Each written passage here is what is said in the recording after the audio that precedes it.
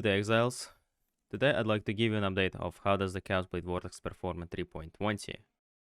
What I'm currently running is a budget version of the budget version of Chaos Blade Vortex that I made the guide for on my channel.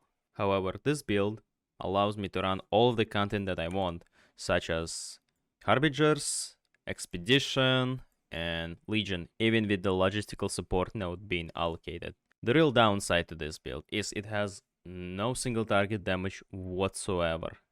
Now, to give you a quick rundown of my gear, which is far from amazing, I didn't have enough currency to buy the gold with an enchant on it, so my Blade Vortex stages were falling off too often. I also did not have enough currency for big ticket support gems, such as Enlighten and Empower, so I cannot run Herald of Purity, and I don't have a real 6-link support gem. Nonetheless, increased duration support works fine for this build, since, well, if you cannot afford the enchant, you need to make sure your Blade Vortex stacks don't fall off too often. And as you can see, it doesn't fall off too often. So this is a pretty bad fix for the build, but it works. I also did not have enough currency for an Awaken Unleash support, so I'm running the Mastery here, which allows me to press the Blade Vortex less often. Now, to just quickly showcase you what kind of gear I'm running, I have 2 Obliteration Hordes, which, although are perfectly rolled, they are not worth that much, I believe. It's about like 10 cows. I have a Death Rush, that's the only big ticket item that I bought, and it's a pretty good item. I would suggest you guys get it if you have currency for it. The goal is also pretty cheap, about 20 cows. Now for the gloves and the belt, I spammed the Essence of Sorrow. I believe that's the one that gives you Dexterity attribute. And I was mainly looking for life and resistances, because you need to cap your resistances, and you need 160 Dexterity for you to run Blade Vortex, and you need 155 Strength to run Determination. Although I got fairly lucky with those 2 items, I'm sure you can make it work with lesser tiers of resistances, for example, and life. For the boots, I haven't done anything special. I basically bought base with an enchant already on it, and I spammed the Harvest Reforged critical to guarantee myself the chance to gain elusive on crit.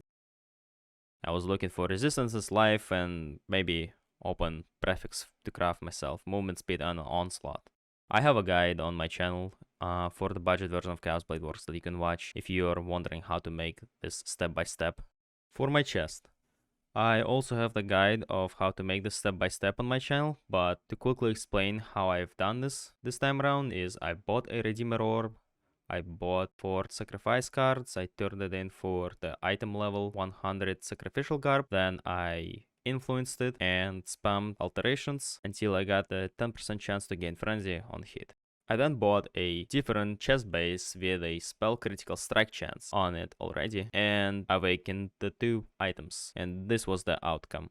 I know that in my previous video I basically said that you would craft it other way around. You would buy the 10% frenzy charge on hit mod, and you would spam Reforged criticals to guarantee yourself spell critical strike chance after throwing a Hunter's Orb on your base, but Hunter's Orb is very expensive right now, so you would probably be better off buying Redeemer's Orb and spam rolling alteration on the item, because, well, they are cheap also this league. Now let's talk about your cluster jewels. Since the Profane Bloom got buffed this league, and it now has 10% more chance to guarantee an explosion, you only need to get yourself 1 Unspeakable Gift cluster jewel, which means you can afford to go for Overwhelming Malice on your other one, which would basically grant you more damage. Now to showcase you how does the build perform, we're gonna run a quick map here.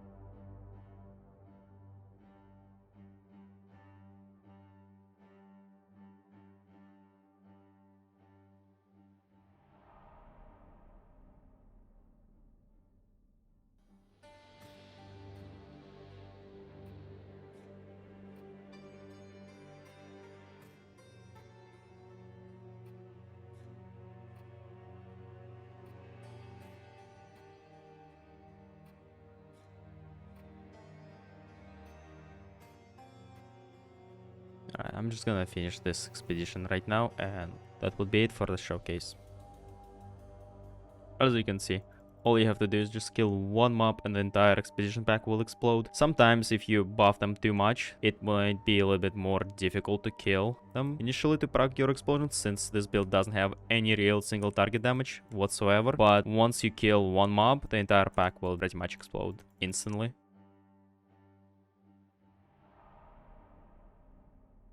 And that is it.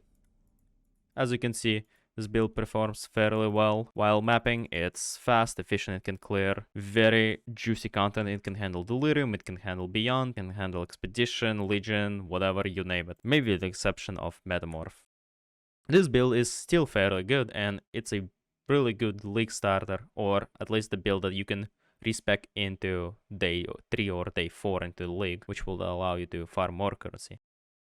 Alright, well, thanks for watching.